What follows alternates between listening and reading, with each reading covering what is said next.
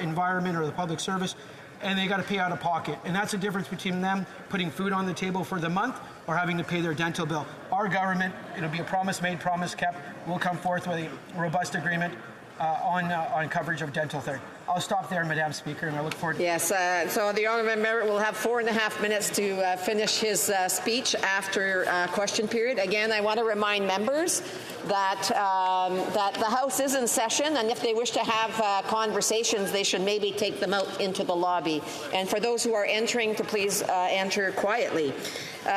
Statements by members. Déclaration de député. The honourable member for Brampton Centre. Madam Speaker, what I witnessed recently in Pakistan was truly heartbreaking. More than 1,500 people had died in catastrophic flooding. From my vantage point in a helicopter over Sindh Province, all the roads and thousands of acres of crops were underwater. In one of the most affected areas, we met with the wonderful, experienced staff of Canada's humanitarian partner organization working on the ground. Last year, British Columbia suffered unprecedented flooding. In the last few days, Atlantic Canada and Quebec have just been devastated by a storm of unprecedented ferocity.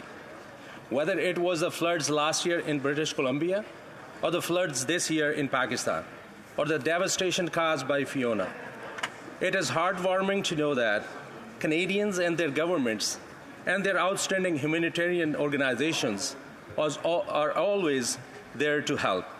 Thank you, Madam Speaker.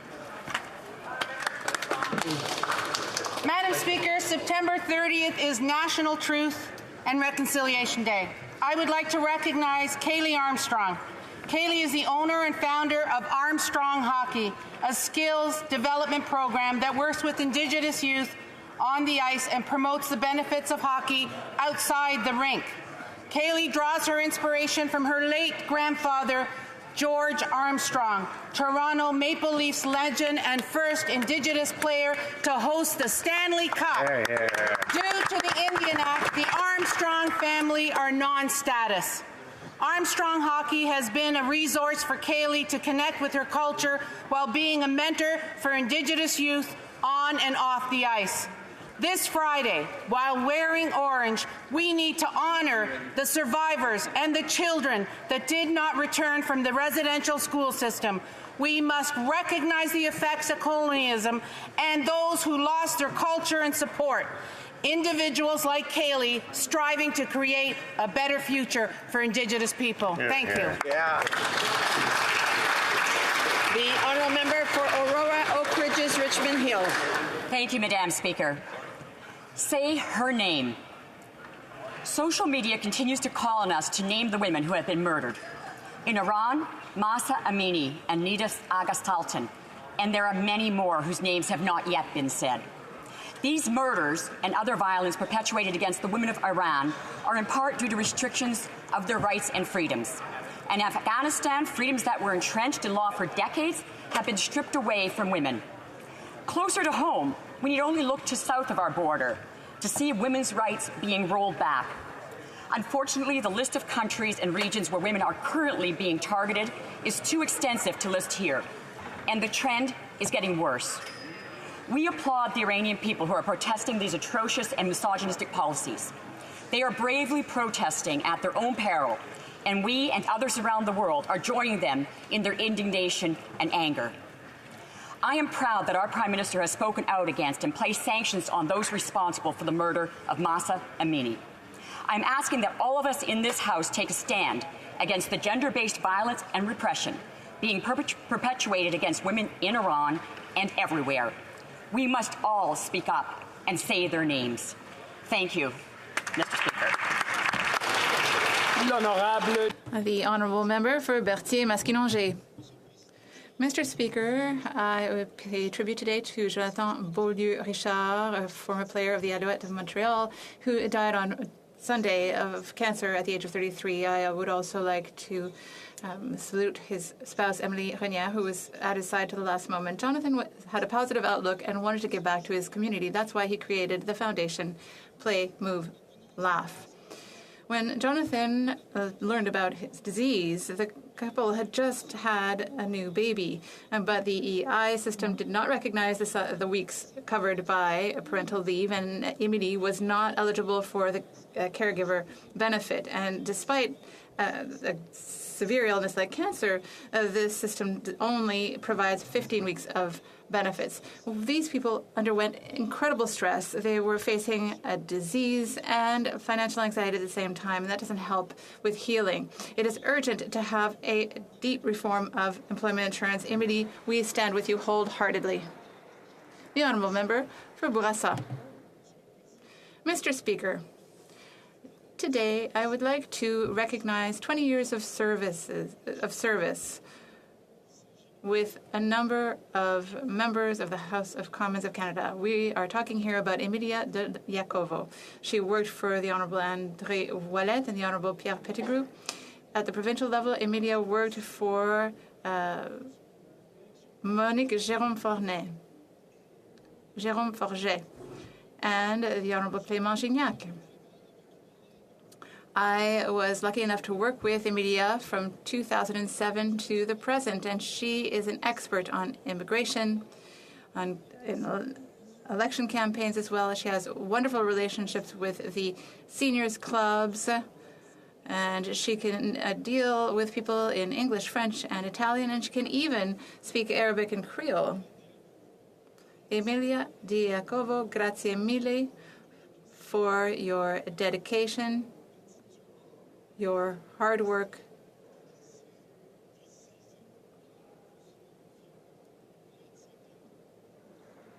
Congratulations. Thank you very much.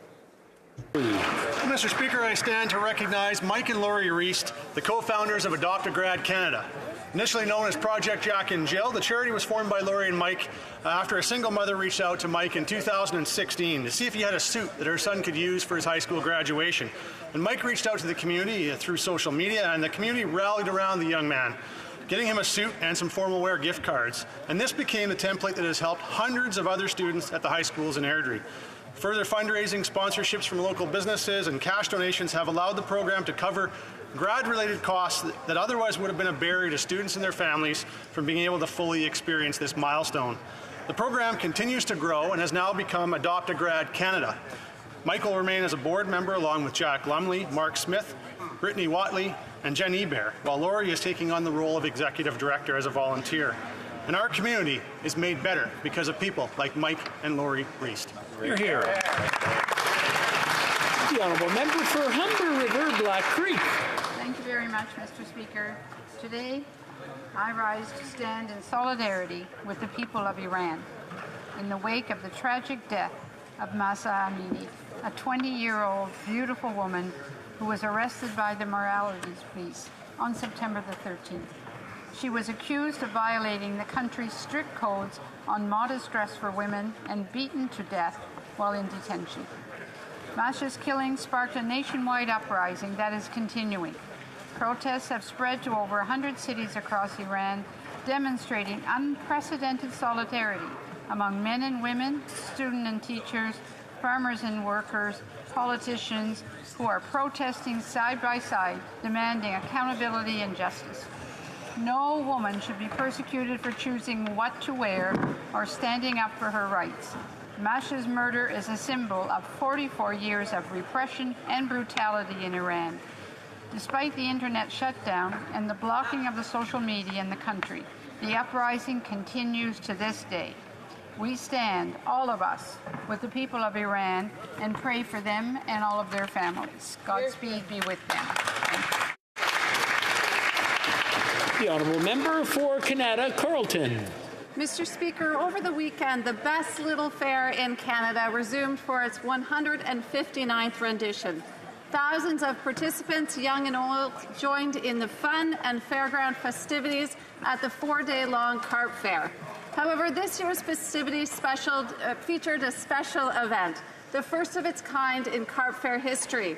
From 3 to 4 p.m. on Thursday, the lights were dimmed, the music was hushed, and the carp fair welcomed over 100 participants with disabilities and their families for an inclusive hour of fun. Fair organizers worked hard to ensure that visitors with disabilities could avoid the long lines, flashing lights, and loud sounds that often preclude them from being able to join with the other children. It's thanks to the work of the Carp Agricultural Society's presidents, Brent Pelson and Krista Jeffries, and their board of directors, and hundreds of volunteers, that the Carp Fair remains a staple in the Canada Carleton community. Thank you to all for making the best little fair in Canada even better. Thank you, Mr. Speaker. The honourable member for Souris Moose Mountain. Mr. Speaker, the new Conservative leader will put the people first. Their paychecks, their homes, and their retirement, and their country, unlike this government. The people of Saskatchewan are sick and tired of this government promising support and then offering them absolutely nothing, and rural communities are going to be decimated because of it. While the minister talks publicly about his government's support for the workers who will be out of a job following the shutdown of coal-fired power in 2030, he has taken zero steps to provide them and their communities with the resources needed to avoid this catastrophe.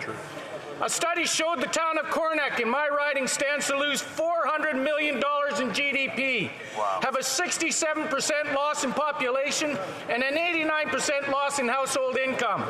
Yet of the funds provided by this government, only 3.5% were for economic development activities. The minister put out an op-ed last week on how these workers need certainty, but he needs to put his money where his mouth is. He says he wants to kill the emissions, but he is killing an entire industry and communities instead. Honourable member for Nepean.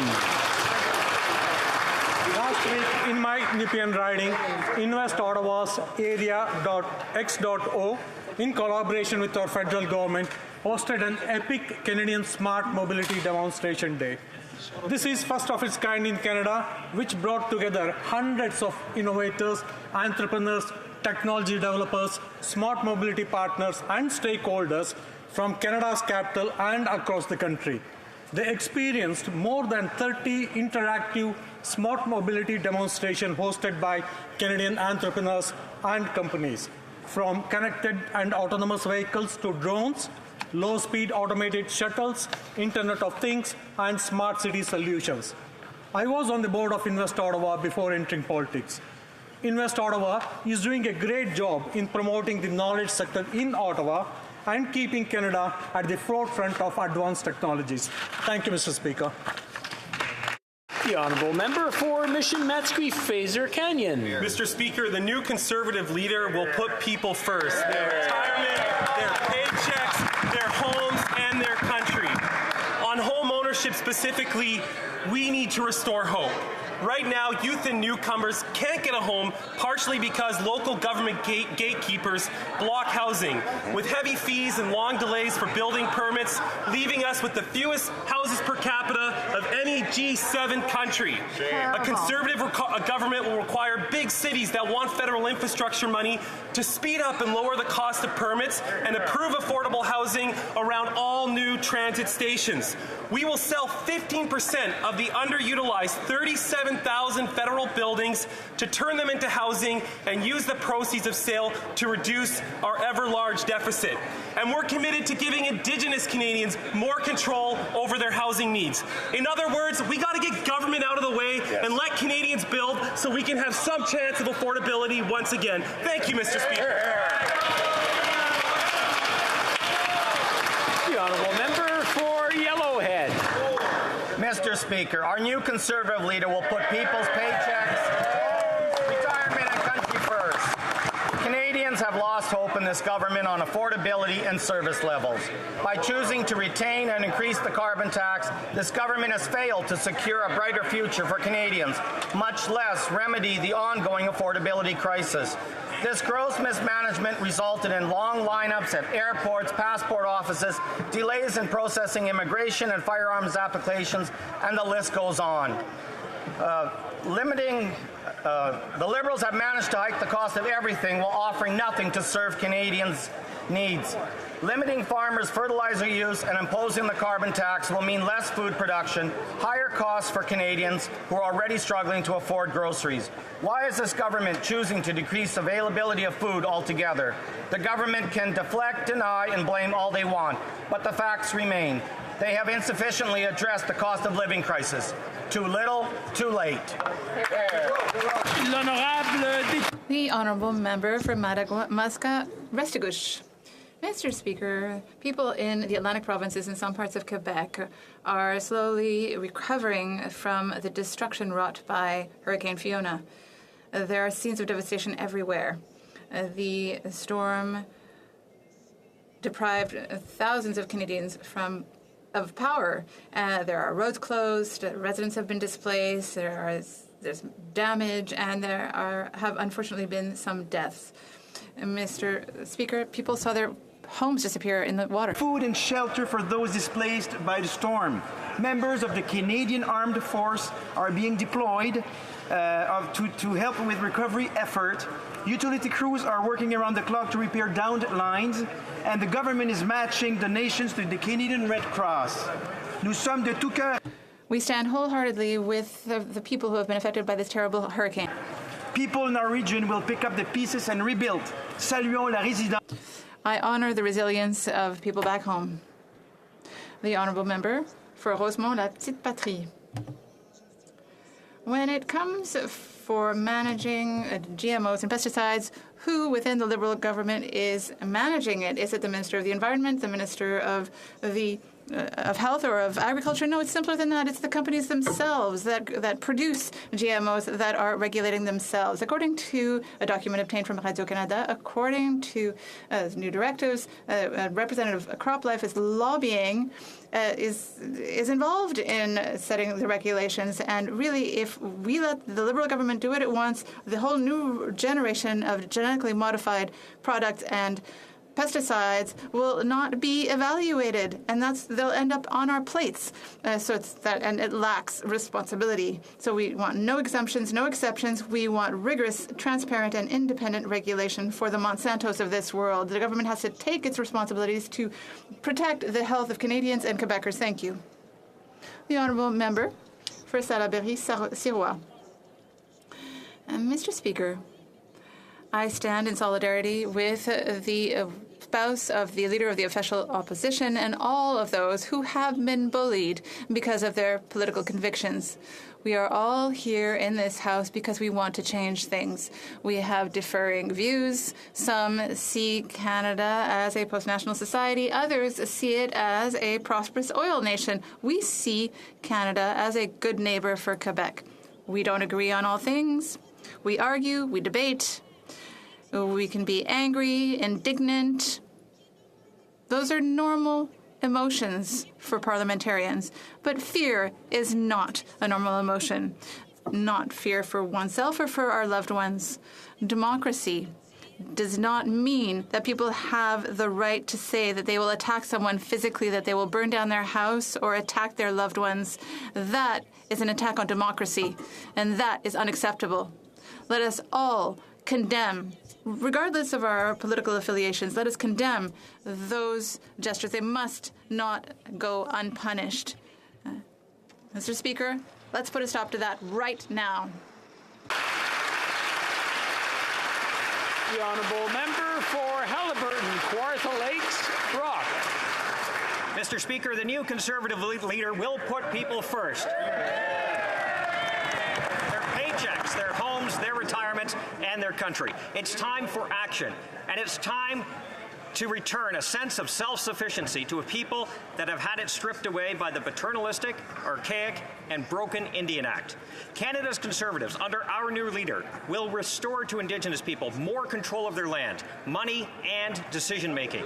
We will remove the bureaucratic gatekeepers and barriers in legislation and have a robust dialogue with Indigenous communities that want to develop their resources and invite commerce to fight poverty. The time has come to have a national dialogue with Indigenous and non-Indigenous people of Canada on autonomy, taxation, capacity, transparency, accountability, accountability and property rights. We will repeal this government's anti-energy laws and replace them with a new law that protects our environment, consults Indigenous people, and gets things built. Indigenous people will find, under a Conservative government led by our new leader, that they have an ally rather than an obstacle to reconciliation. Bravo.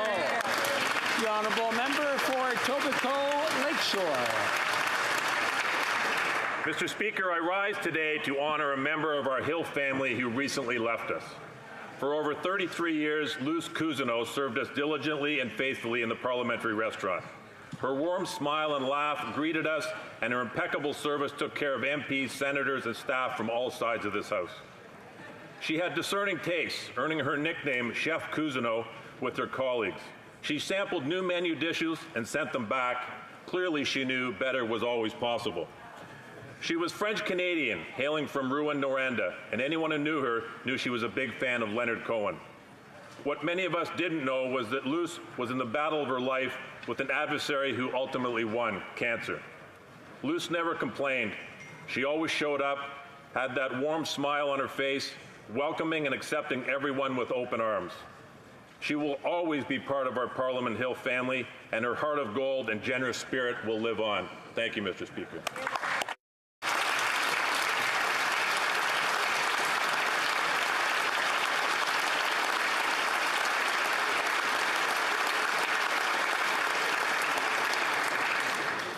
Before continuing, I just want to remind the honourable members that the SO31s are 60 seconds.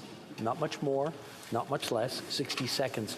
And I wouldn't want to cut any of them off. So j'aimerais demander à tous les députés. So I would like to ask all members to be careful to not go beyond the 60 seconds because it is something that is very important for each of us and for our ridings. I just wanted to remind you of that.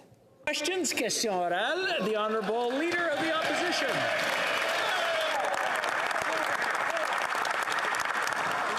En ajoutant. By adding more to our national debt than all other prime ministers in the history of Canada put together, this prime minister has added $500 billion in inflationary deficit, which is increasing the cost of products and services we purchase.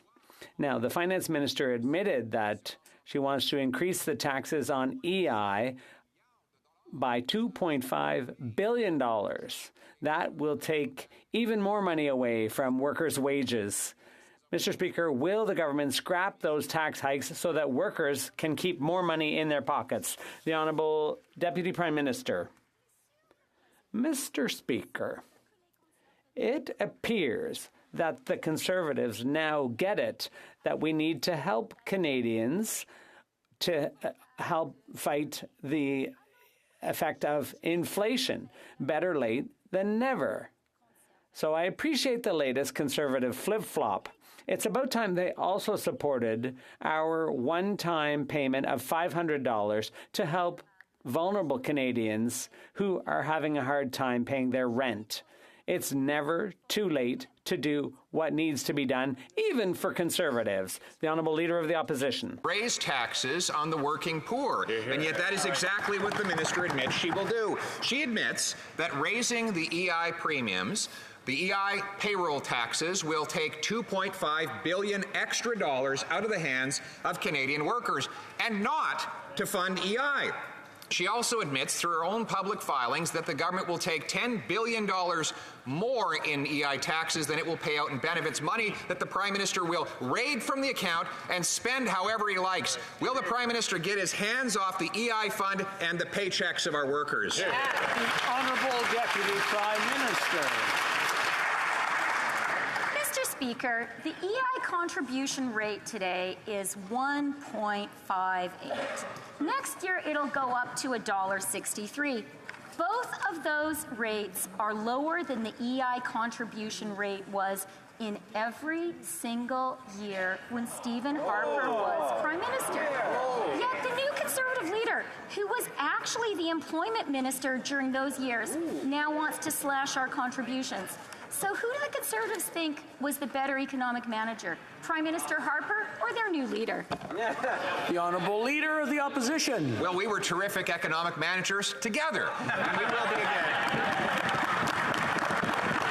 So I'm just getting a little practice in on answering questions, Mr. Speaker. We'll be doing more of it when we're in government soon. But in fact, EI payments have gone up for the average $60,000 a year worker from $930 when I was the minister to $948 now. That's a small increase, but the big $2.5 billion tax increase is just ahead. This minister admits the money won't even go to EI. It'll go to government spending. Why won't they get their hands off the EI fund and the paychecks of our workers? The Honourable Deputy Prime Minister. Mr. Speaker, in 2015, a Canadian earning $49,500 a year paid $931 in EI premiums. Next year, that same Canadian will pay $807.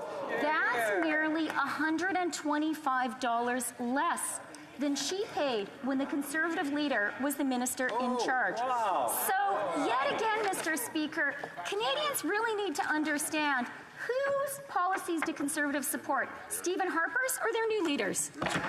The Honourable Leader of the Opposition. And both. And the total payroll tax of a $60,000 a year earner went from $3,400 under the previous Conservative government to $4,168 today. And the reality is, none of that was necessary, and they want to use the money for anything but EI. Mr. Speaker, on top of that, now they plan to triple the carbon tax, raising gas, heat, and grocery costs and killing jobs for many people in many sectors. Their policy is paychecks down and costs up. And in fairness, they're succeeding at both. Will they stop that policy and cancel their tax hikes? The Honourable Deputy Prime Minister. Mr. Speaker, I've already explained that Canadians earning around $50,000 a year next year will pay $125 less in EI premiums. But now I want Conservatives to come clean on what they want to do to our pensions. Their proposal is an irresponsible scheme to eviscerate our pensions. As Rob Carrick pointed out, quote, Canada Pension Plan premiums are not a tax. The CPP is the bedrock of a Canadian retirement plan. The Conservatives want to undermine all of our pensions, but we won't let them.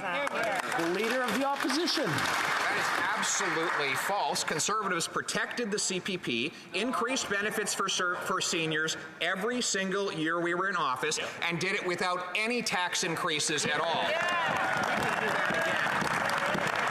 We can do that again. Everybody agrees we should keep contributing. Nobody agrees that we have to hike taxes on workers to do it. But back to the carbon tax. They want to triple this tax on groceries, gas, and heat at a time when Canadians can barely afford to pay their bills. They want to add 40 cents a litre to gas taxes right now with 40-year high inflation. Will the government cancel this tax on Canadian energy? The Honourable Deputy Prime Minister. Mr. Speaker, let's get serious. Canadians know this Conservative leader does not have a serious climate plan, and that means he doesn't have a serious economic plan. The economic reality is our most important trading partners, the U.S., the EU, our customers, our markets, are all taking aggressive climate action. Canada cannot afford to fall behind. Our economy cannot afford it. The Honourable Member for La Prairie. Mr. Speaker, according to Radio-Canada, the federal government is turning Roxham Road into a permanent facility, and it's already cost us at least $500 million. The feds have signed contracts until at least 2027. Hotels, land, trailer rentals, etc. This is all a done deal until 2027 minimum. That's why they're not suspending the Safe Third Country Agreement. That's why they're not cracking down on criminal people smugglers. They want it to last. They like it. Mr. Speaker, making Roxham Road permanent is in whose interests exactly? The Honourable Deputy Prime Minister. Mr. Speaker, we believe in the strength of our asylum system and our immigration system. We work closely with stakeholders on the issues at our borders, and we work with our U.S. counterparts on questions related to our common border, including the Safe Third Country Agreement. We will always work very closely with our partners. Thank you. The Honourable Member for La Prairie. Mr. Speaker, I'll tell you who has an interest in making Roxham Road permanent. Criminals who traffic in people. Criminals who see families in despair and think there's a buck to be made there. And Liberal donors who get government contracts. They're all laughing to death, Mr. Speaker. They know Roxham Road won't close for at least 5 years and maybe never. Thanks to the federal government, they can turn their little racket into a booming industry. Why is the government giving them business instead of thinking of the welfare of migrants and closing down Roxham Road for good? The Right Honourable Deputy Prime Minister. Mr. Speaker, once again, I'd like to underscore the fact that we believe in the strength of our asylum system and our immigration system, and we are working with our U.S. counterparts on all issues related to our shared border, including the Safe Third Country Agreement. And I'd like to say to our colleagues, the members of the bloc, that we can and we must work together on immigration because it's an economic issue for Quebec and all of Canada. The Honourable Member for Burnaby South. From Halifax earlier today about the devastation of Hurricane Fiona impacting the Atlantic region, how so many people lost power and so many people lost cell services. In fact, many people lost cell services because telecommunication companies aren't putting in place the right infrastructure to be prepared for extreme weather. So when will this government force those companies who are fully regulated by the federal government to put in place the necessary infrastructure so families don't get disconnected ever again? The Honourable Deputy Prime Minister. Mr. Speaker, let me start by saying directly to every single Canadian who has been hard hit by Fiona, we are with you and we will be with you to the end until we finish rebuilding your homes and your communities. The Canadian Armed Forces are on the ground in Newfoundland and Nova Scotia and on Prince Edward Island. And when it comes to cell service, that is absolutely a priority for Canadians in good times and during disasters. And that's why we are working hard with the cell phone companies to ensure they give Canadians the service they need. The Honourable Member for Burnaby South. Because of climate change, extreme incidents will be more and more commonplace. So it's clear, the experts are clear on this, if telecommunications companies do not put the right infrastructure in place, people will continue to lose their cell service. Why doesn't this government force those companies to do what's necessary so that people don't lose their cell service in the future? The Honourable Deputy Prime Minister. On behalf of the government, I'd like to begin by reassuring all Canadians affected by Fiona that as a government, we're doing everything we can to ensure that everyone affected by the storm will get what they need. The Canadian Armed Forces are on the ground in Nova Scotia, Newfoundland and Labrador, and PEI. We obviously understand the importance of cell service, and we are also working with companies to ensure that Canadians get that service. Colchester. Well, Mr. Speaker, the wine industry in Cumberland Colchester is dominated by Yost Vineyards. In recent conversations, it is clear that Hurricane Fiona has had a significant and profound negative impact. Almost 20% of the crop is now on the ground, and they only have the ability to process 25% of the crop due to a lack of electricity. What specific and targeted programs will this government have to support the industry in its time of need? The Honourable Minister for Intergovernmental Affairs. Mr. Speaker, I thank our colleague from Cumberland Colchester for the question. As he knows, the Prime Minister is currently in Nova Scotia and visiting Prince Edward Island today as well. I have had very constructive and positive conversations with Premier Houston and the other Atlantic premiers, Mr. Speaker, we can be very clear. The Government of Canada will be there to support not only the residents of the area that were hard hit, but to work with provinces as well to ensure that the economic engines of those provinces, like the industry, the agricultural industry that my colleague referenced, are also supported fully by the Government of Canada. The honourable member for Cumberland Colchester. Well, Mr. Speaker, Yost Vineyards and other farmers in Atlantic Canada need more than platitudes from this government. They need action. That's right. The other thing we need action on, Mr. Speaker, is the cell phone service. We've already heard about this in this question period, but we also know that from the member from Charlottetown last evening, he reiterated that cell phone service is essential for the safety of Canadians and that the system failed again. The government knew after Hurricane Dorian 3 years ago that the system was tenuous at best, and once again, this government has failed to act. Atlantic Canadians need a concrete plan to ensure a reliable cellular service. What is the outline for this government for this plan? L'honorable secrétaire parlementaire. The Honourable Parliamentary Secretary. Mr. Speaker, we know that the cell network is essential, and with Hurricane Fiona, we've seen this, and we're doing everything we can as a government to restore service. We're working with the provinces, and we are there. We're going to do everything we can to restore all necessary services to Canadians affected by this storm. For St. Margaret's. Thank you, Mr. Speaker. If a tornado tore up the 401 in Toronto, the government would already be repairing it. This government is not even in the communities assessing the wharf damage from the hurricane. How do I know? Because fishing organizations are out there, but no one from DFO is. Wow. This will require new programs or we cannot earn a living. Will the minister commit that new programs to repair wharfs will be 100% financed by DFO, since port authorities do not have the financial resources to do this? The Honourable Minister of Fisheries and Oceans. Thank you, Mr. Speaker, and I just want to also express my just the shock at having seen the images in Atlantic Canada and Eastern Quebec, and my thoughts are with the families still struggling in those areas. I'd like to assure the member that DFO has already inspected 80 small craft harbors. We're on the ground. We're there for Canadians. We're there for fish harvesters, and we are committed to rebuilding and renewing this infrastructure so that they can do their jobs out in the fisheries.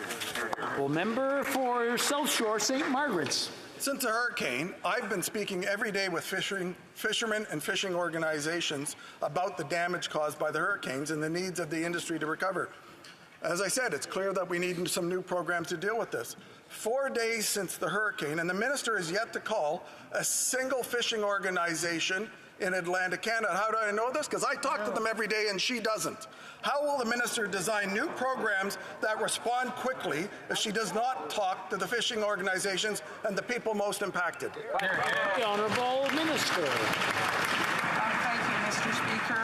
And again, having chatted with MPs and ministers from that area, I am very much seized with how much challenge this is for people who have lost their homes. They may have lost their boats, their fishing gear, and there may not be adequate food in the grocery stores. So we are there, DFO, our staff, the Canadian Coast Guard, the Canadian Coast Guard College, and we were doing everything we can on the ground to support the people of Atlantic Canada and Eastern Quebec, and we'll continue to do just that. Thank you. The Honourable Member for Miramichi Grand Lake. Mr. Speaker, if the minister or her department had bothered to reach out to fishing groups about hurricane damage, she would know that lost gear from lobster fishermen in New Brunswick and PEI is over 50%.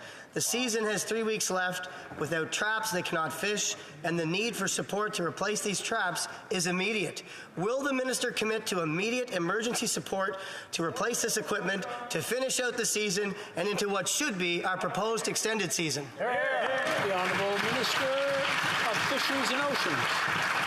Well, thank you, Mr. Speaker, and I appreciate these voices of concern from the members opposite, and I can tell you the members on this side of the House from Atlantic Canada and Eastern Quebec have been on the ground. I've spoken with my parliamentary secretary. He hasn't slept for days, and I've heard about the devastation that people are experiencing.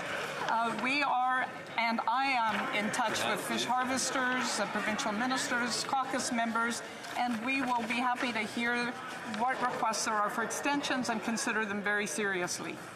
The Honourable Member for Montmagny-Lillet, Kamouraska, Rivière-du-Loup.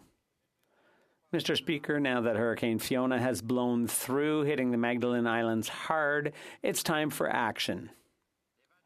The extremely violent winds and rain left their mark. Buildings sunken, roads impassable, ports and boats destroyed. I know the people of the Magdalen Islands are resilient, and they're helping each other in an admirable way. Will the government ensure that quick and easy help will be available to those who need it? The Honourable Minister. Mr. Speaker, the answer is yes. The Government of Canada will always be there to rebuild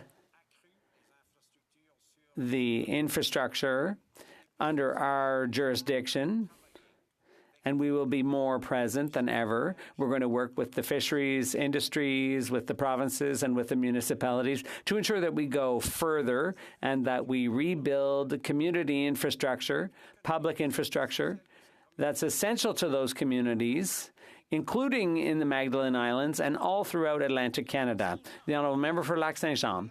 Mr. Speaker, the feds could close Roxham Road tomorrow morning if they wanted to by suspending the Safe Third Country Agreement, but that's not what they chose. According to Radio-Canada, they've chosen to make Roxham Road permanent. All the deals have been signed to keep Roxham Road open until at least 2027.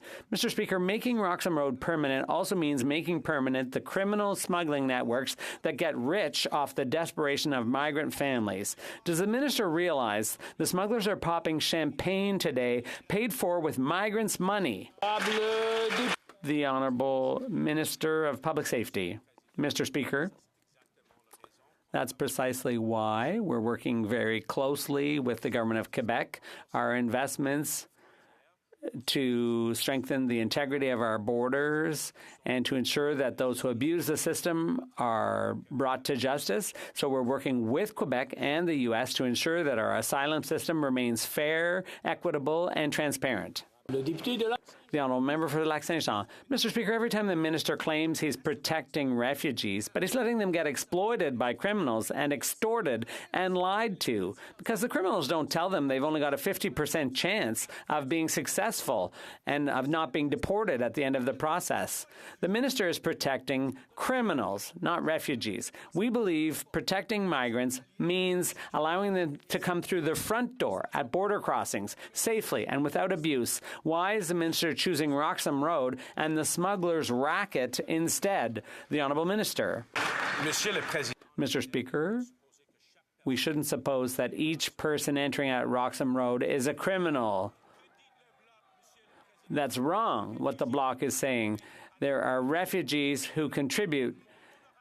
And what does he say to my honourable colleague from Dollard, who entered through Roxham Road and now is a very strong voice for their community?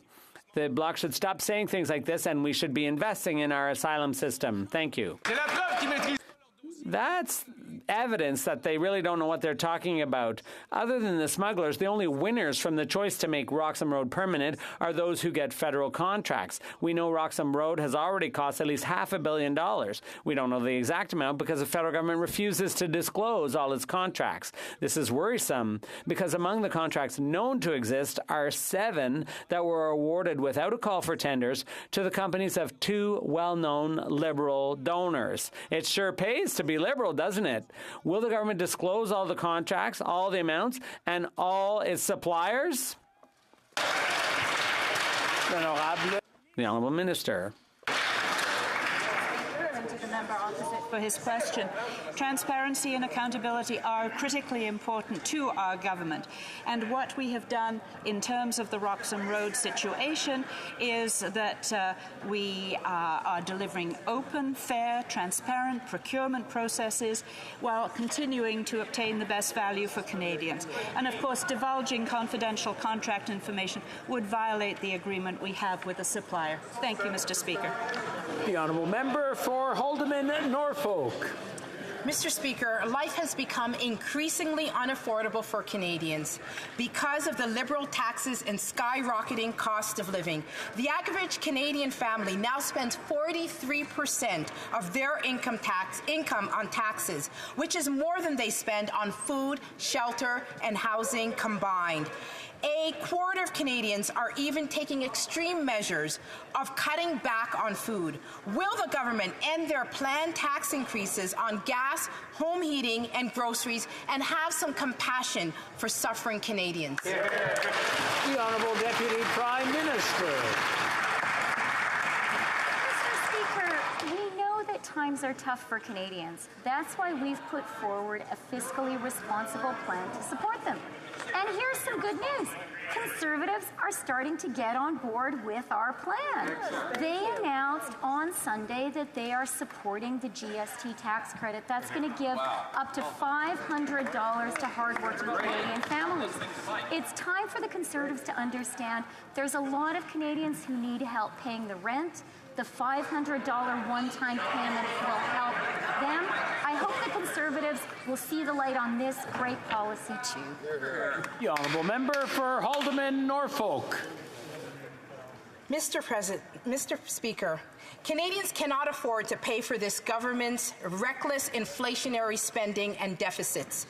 This government's planned tax hikes will drive up the cost of living, will affect rural Canadians, low-income families, and vulnerable populations the most. This government is out of touch with the struggles of everyday Canadians. So I ask my question again. Will the government end their planned tax increases on gas, home heating, and groceries? The Honourable Deputy Prime Minister. Mr. Speaker, a couple of times today we've heard the Conservatives talking about deficits, debt, and fiscal responsibility. Now, I would say that's a bit rich coming from a party whose leader actually had the temerity to advise Canadians to invest in Bitcoin, which would have eviscerated their savings. But I do want to set the record straight on fiscal responsibility. Canada has the lowest deficit in the G7. We have the lowest debt to GDP in the G7, and we have a AAA rated credit rate. The Honourable Member for Haliburton, Kawartha Lakes, Brock. Speaker, on average, a Canadian family now spends more of its income on taxes at 43% than it does on necessities, such as food, shelter, and clothing, which combined amount to 35%. Families are growing increasingly desperate as they stretch out their paychecks to fight inflation, a weakening dollar, and out-of-control tax increases by this government. When will the Prime Minister listen to their pleas, take action to cap spending, and cancel their planned tax increases on gas, home heating, and groceries? The Honourable Deputy Prime Minister.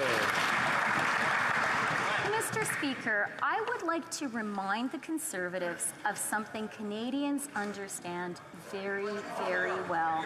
CPP and EI contributions are how all Canadians set money aside for our retirement and create a safety net in case we lose our jobs. At a time of global economic uncertainty, I have to say it is the height of irresponsibility, almost as bad as suggesting investments in crypto, for the Conservatives to be arguing that we should not be making these essential fiscally responsible contributions. The Honourable Member for Bellechasse, Les Etchemins, Lévis.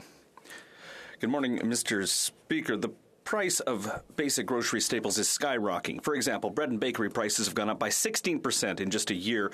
Butter is 26% more expensive. A pound of butter now costs $8.29, Mr. Speaker. Thousands of families in Quebec can't make ends meet. Instead of helping them, the Prime Minister is making life more expensive for those families. There's only one thing he can do to help them, Mr. Speaker. That's to cancel his planned tax hikes. Can we count on him to cancel them? The Honourable Deputy Prime Minister. Mr. Speaker, contributions to EI and to CPP allow us to create a social safety net for every Canadian and make sure that we can afford our retirements. In this time of global economic uncertainty, it's completely irresponsible for the Conservatives to suggest that our country should stop setting money aside for retirements and for rainy days. Maybe they just want to cut Canadians' pensions. For Victoria.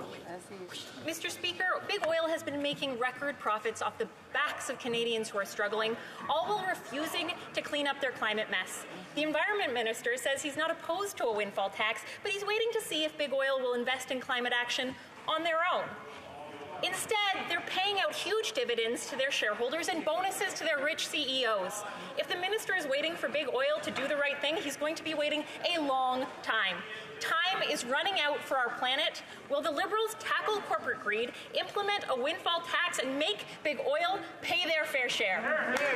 The Honourable Parliamentary Secretary to the Minister of the Environment. Speaker, I couldn't agree with the Honourable Member more. Energy companies are doing well, and they must put their shoulders to the wheel and invest in reducing pollution. But, Mr. Speaker, we're working on many fronts to reduce fossil fuel emissions. We're going to cap emissions from the oil and gas sector. We're going to be introducing a clean fuel standard. We're putting a price on pollution, and we're going to be eliminating inefficient fossil fuel subsidies in 2023, 2 years ahead of schedule. Thank you, Mr. Speaker.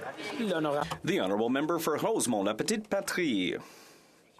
Mr. Speaker, if the Liberals agree, well, they just have to do it. They just have to have the courage to go after the big oil companies. Mr. Speaker, price of groceries is skyrocketing while CEOs are lining their pockets with record profits. Last year, the CEO of Sobeys took home over $8 million, but instead of giving employees a raise or lowering prices, he took away their bonuses. It's shockingly shameful. The NDP is calling on a parliamentary committee to study the greed of companies that continue to raise grocery prices for Canadians. Does the government think it's okay that rich CEOs continue to make millions on the backs of Canadian and Quebec families? The Honourable Deputy Prime Minister. Mr. Speaker, we have been and continue to be completely determined to ensure that everyone pays their fair share in taxes. We are increasing in a permanent way taxes on the richest companies by 1.5%. And we have introduced a relaunched dividend, a dividend of 15% on excess profits from the COVID pandemic. That's action. Tense. Mr. Speaker, Hurricane Fiona has had a devastating impact across Atlantic Canada, particularly in communities in northern Nova Scotia, Cape Breton, Prince Edward Island, and Western Newfoundland. Now, the government has committed to making sure that we are part of that rebuilding process of communities, and we're working with the Canadian Red Cross to match private contributions. But it is extremely important to make sure that we have support on the ground for helping with the cleanup and to restore electricity to those that need the help. Can the Minister of Defence, who is originally from Atlantic Canada and knows our communities well, provide an update to this House on the work of the Canadian Armed Forces to help support Atlantic Canadians in their time of need? The Honourable Minister of Defence.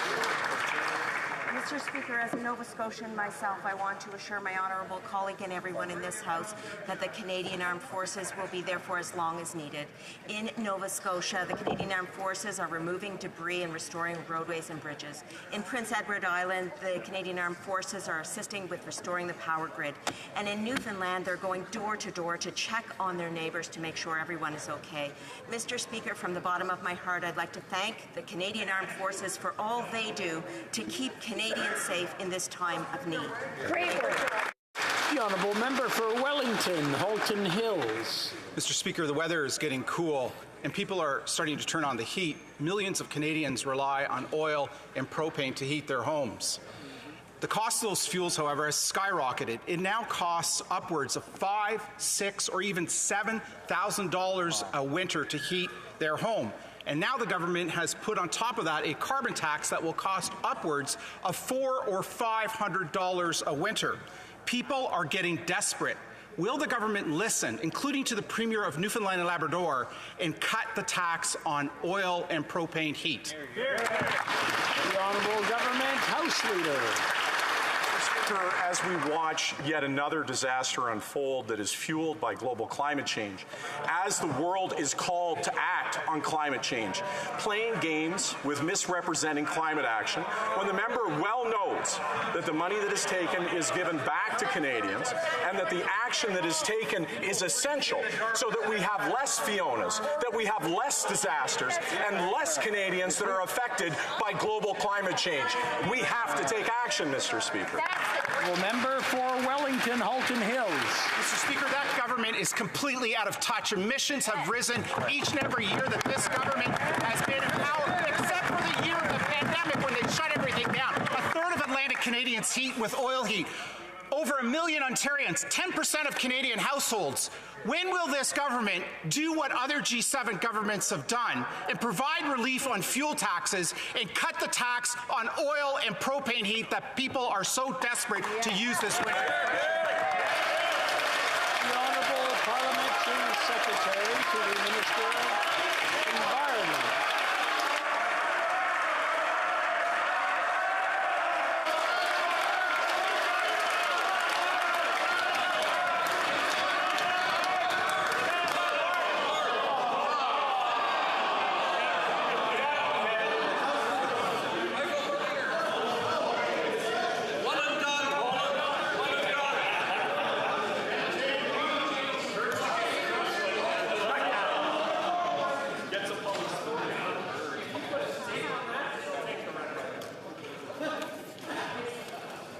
I believe the Honourable Member for Wellington Halton Hills would like to hear the answer to that. The Honourable Parliamentary Secretary to the Minister of the Environment. Well, Mr. Speaker, as our House Leader said, it's absolutely astounding on a week where climate change has ravaged much of Atlantic Canada. The opposition wants to take a valuable tool off the table that is helping to reduce emissions and put more money in people's pockets. And be sure that, Mr. Speaker, we will be there to help Atlantic Canadians rebuild. And, Mr. Speaker, we will be there to help them transition from carbon-intensive fuels to greener energy. Mr. Speaker, we will be there for Atlantic Canadians. The Honourable Member for Calgary Centre. Mr. Speaker, economists agree that payroll taxes, like the increases the government is pushing on Canadians, are the most regressive form of taxation because they lead to lower productivity and jobs leaving Canada. That's not stopping this government from jamming these taxes onto Canadian workers. Inflation is eroding Canadians' ability to buy the basics, and the government is gouging more of their take-home pay. Canadians get to feel the pain of this government's reckless policies at both ends. Will the government cancel their planned tax increase on Canadians' paychecks? The Honourable Deputy Prime Minister. Actually, Mr. Speaker, what Canadians need is for Conservatives to come clean with them on their plan to eviscerate our pension system. Their scheme is highly irresponsible. And you know who pointed it out this week? Rob Carrick of the Globe and Mail. He wrote, quote, "Canada pension plan premiums are not a tax. The CPP is the bedrock of a Canadian retirement plan. The Conservatives want to undermine the pensions all Canadians depend on. We won't let them do that, Mr. Speaker." Exactly.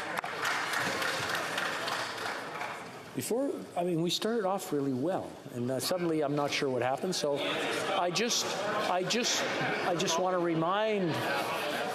I want to remind all the members. I want to remind all the members to look at their whips and follow their instructions. The Honourable Member for Calgary Centre. Well, Mr. Speaker, in the last decade, payroll contributions under this government have risen by 13% for employment insurance and over 60% for CPP. And the last year has seen the effects of massive government overspending showing up in inflation numbers Canadians haven't seen in 40 years. Workers' paychecks aren't going as far. Now there will be even less in those paychecks. Given the harsh rise in the cost of living for Canadians, will the minister take heed and cancel the tax increase on Canadians' paychecks? The Honourable Deputy Prime Minister. Mr. Speaker, what I will do is tell Canadians the truth about what is happening contributions and their pensions. And what is true, Mr. Speaker, is that in 2015, a Canadian who earned $49,500 paid $931 in EI premiums. And you know how much that same Canadian will pay next year? $807. That's $125 less than she paid when the Conservative leader was the employment minister. That is supporting hardworking Canadians. The honourable member for Montcalm. Mr. Speaker, throughout the pandemic, the Prime Minister repeated to Quebec and the provinces that he was ready to discuss an increase in health transfers, but only once the crisis had passed. Well, yesterday, the federal government ended all of its remaining COVID restrictions. Now it's time to fix health care. There's nothing in the way of fixing the other major public health crisis, the federal government's chronic underfunding of the public health care system. The question is simple. When will the Prime Minister convene a summit on increases to the health transfer? The Honourable Minister of Health.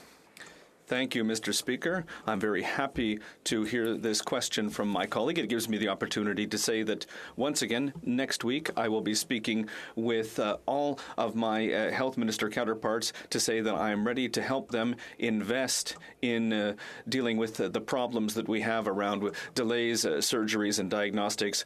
We know that there's an accumulated effect of the COVID-19 pandemic, and we are ready to help with that. We need to make sure that Canadians have access to home care, palliative care, long-term care, and Canadians know this is important for Canada and for Quebecers.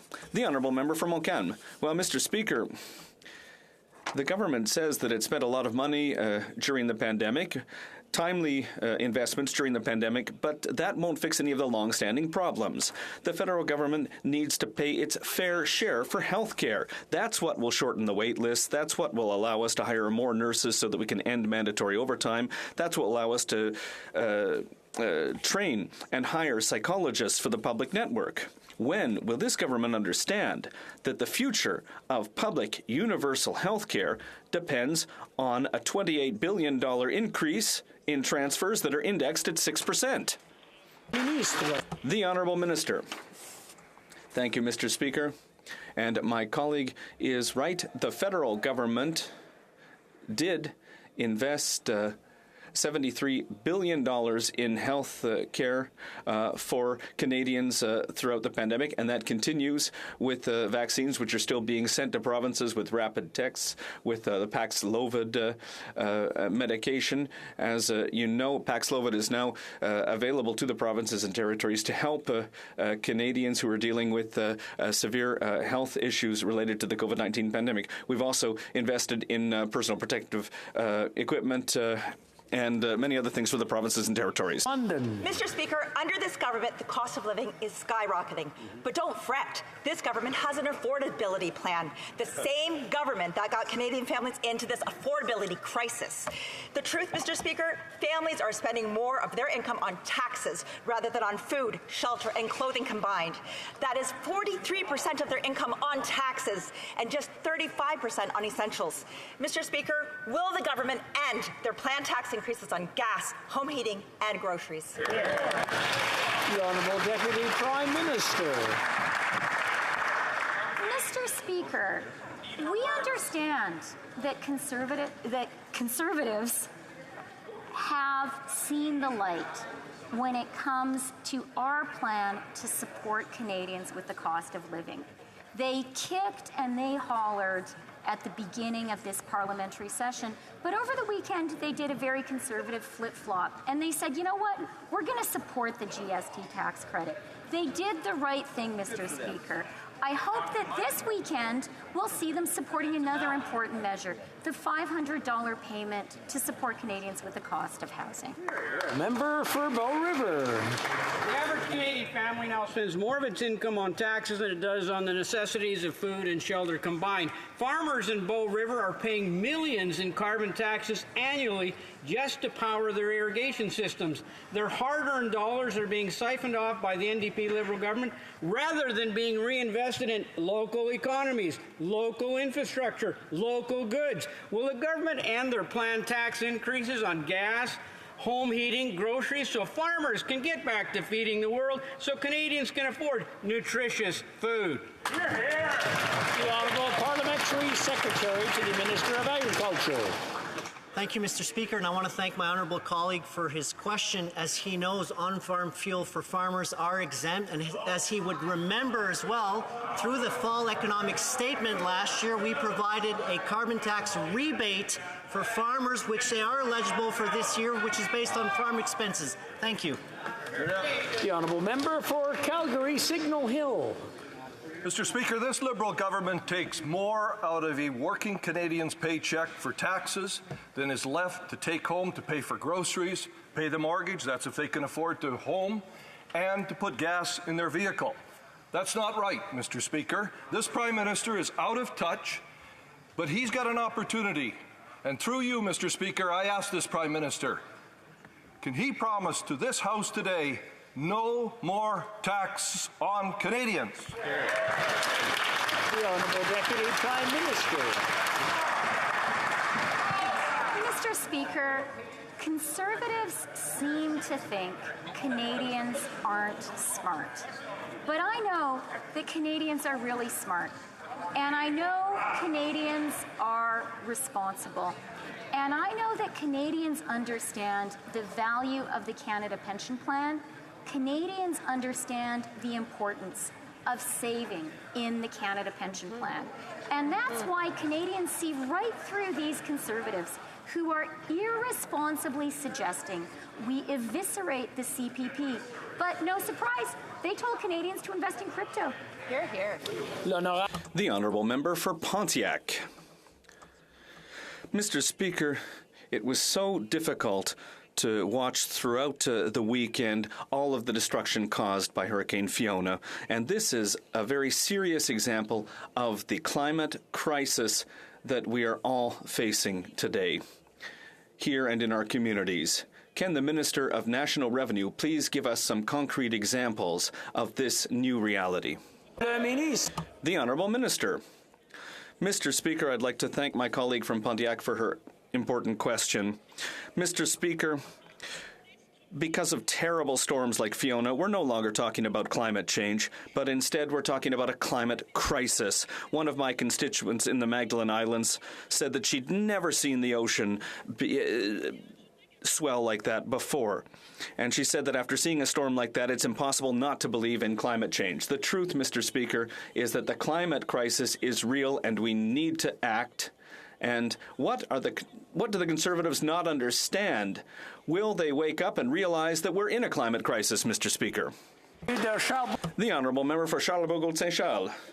Mr. Speaker, in January 2017, the Prime Minister invited the entire world to move to Canada through the Roxham Road crossing. But this invitation from the PM has created some very lucrative opportunities for his Liberal buddies. CBC Radio-Canada reported today that at least $500 million have been spent managing the Roxham Road and Lacull crossings. And for example, he awarded single-source contracts worth no less than $14 million to his friend Pierre Gay, someone who, by sheer coincidence, has contributed over $16,000 to the Liberal Party. Why do so many contracts awarded by this Prime Minister have a whiff of corruption? Can the Prime Minister explain? The Honourable Minister. Thank you very much, Mr. Speaker, and thank you to the member opposite for the question. As I said before, transparency and accountability are critically important to our government. The rental agreement referenced was negotiated based on a fair market value to arrive at a competitive price. Given the location of the land and its proximity to the border, this was an ideal location for CBSA to use for this purpose. Our government is delivering open, fair and transparent procurement processes while obtaining the best value for Canadians. The Honourable Member for Charlebourg-Saint-Charles. Mr. Speaker, I've been there 3 times over the last 5 years in Lacull, and every time we saw that there was completely useless spending, great tent setups that were emptying, spending that served no purpose. And the worst in all this, Mr. Speaker, is that the contracts have been given to friends. They're contracts where we can't see the details, we don't get the information, and because they're saying it's a national security. You know, what's a national security about just a tent?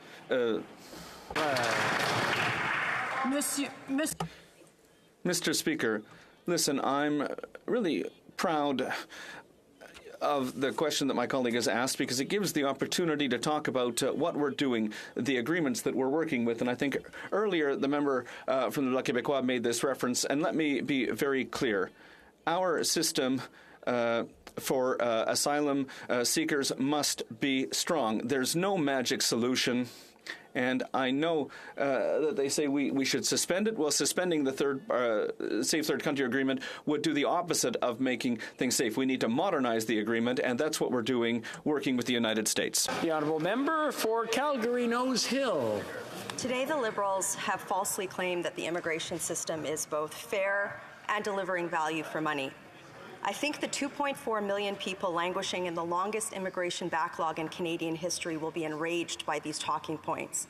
This includes the family of Ayad, a 12-year-old torture survivor who's currently huddled alone in a refugee camp. Will the Liberals explain to Ayad's family how spending $500,000 to make it easier for people to skip the line in upstate New York at Roxham Road is both fair and delivering value for money? The Honourable Parliamentary Secretary. So, Mr. Speaker, I want to talk about some of the investment that we're making. And you know what, Mr. Speaker? I have to say, we have taken measures to reduce the wait time. We're doing more to tackle the backlog of the short term while making our system more sustainable in the long term. We're doing this by hiring 1,250 more staff. Mr. Speaker, we understand the value of immigration, and we will continue to be there in protecting our immigration system while continuing to invest to make sure that people who can come to Canada come as quickly as possible. The Honourable Member for Pierrefonds-Dollard.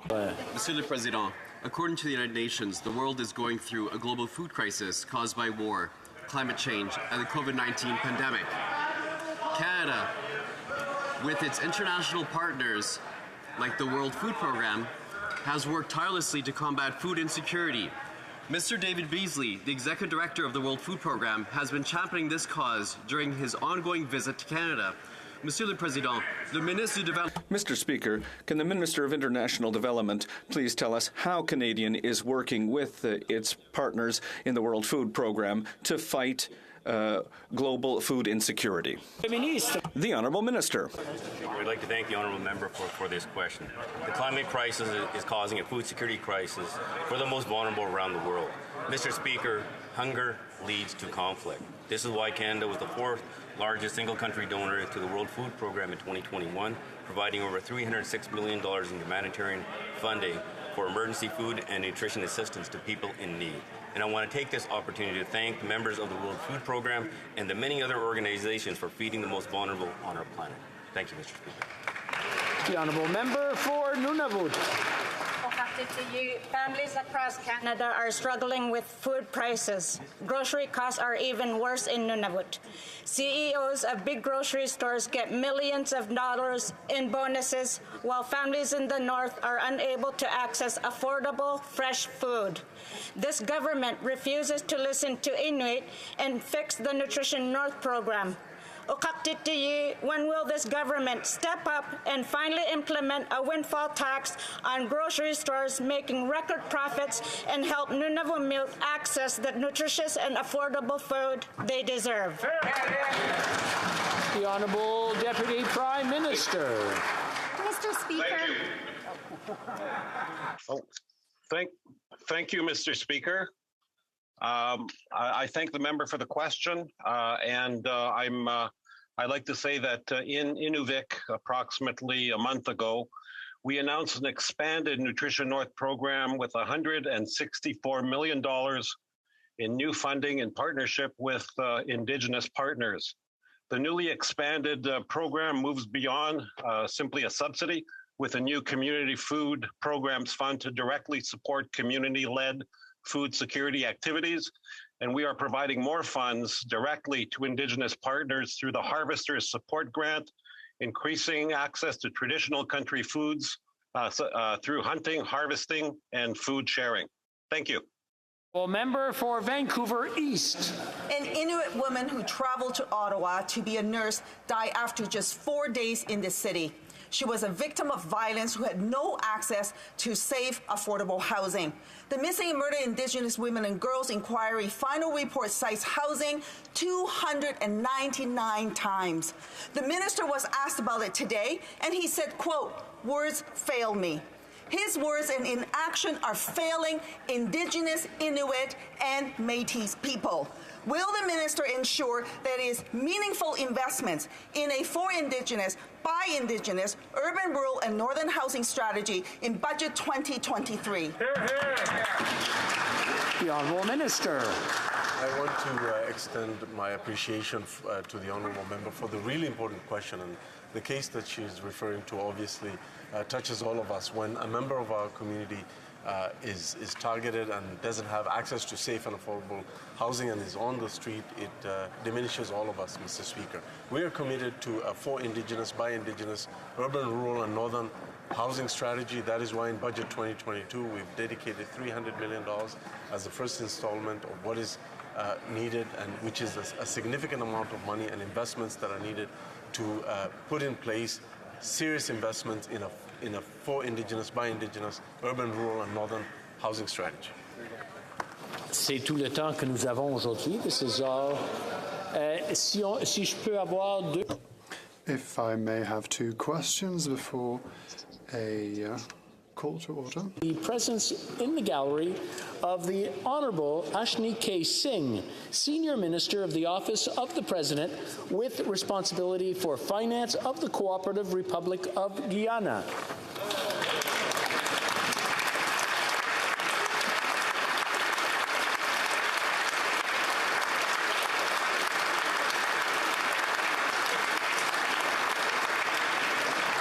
I would also draw the attention of the members to the presence in the gallery of Mr. David Beasley, Executive Director of the World Food Programme.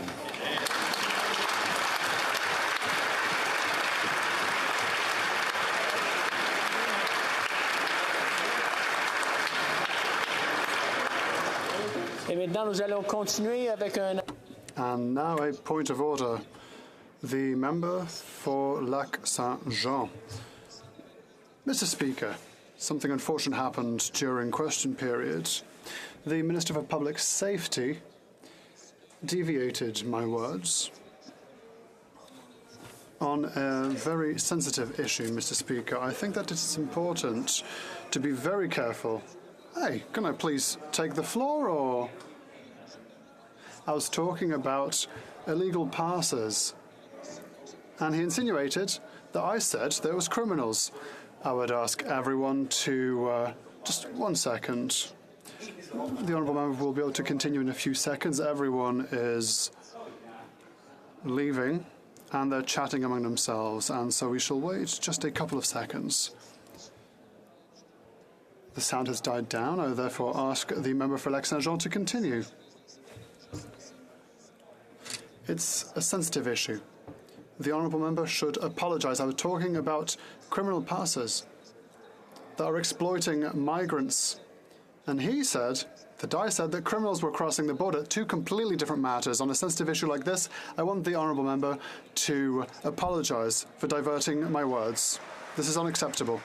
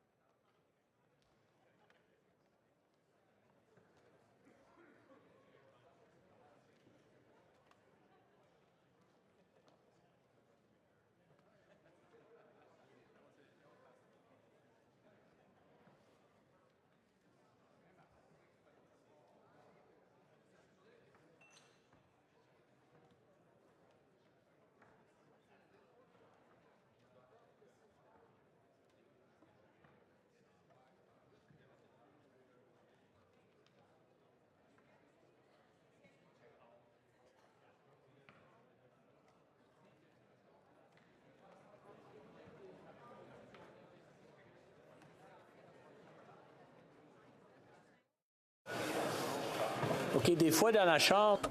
Sometimes,